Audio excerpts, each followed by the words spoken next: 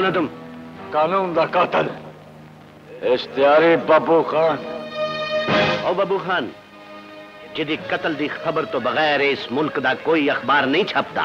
सिर्फ छपदा ही नहीं, विकदा भी है। तैनू एक जज ते दरवाजे तक आन दी जुर्रत किन्ने बख्शी है?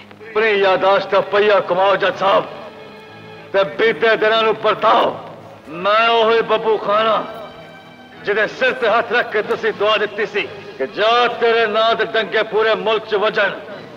तुहाडी दुआ ते कबूल हो गई जज साहब, ते बब्बू खान दे नां दे डंगे पूरे मुल्क च वजे। पर मैं तुहाडी तरह मुंसिफ बन के इंसाफ की कुर्सी ते ना बैठ सकिया।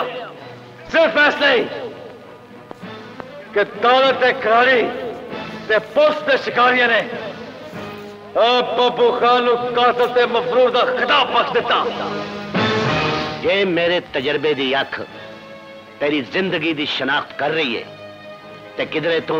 हाँ, उससे मुराद खान दा पुत्रा जिदे सारे सुपने टोटे टोटे हो गए।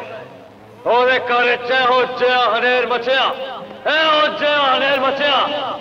क्यों सग दे शोले अज तक बब्बू खान दे सीने च नहीं?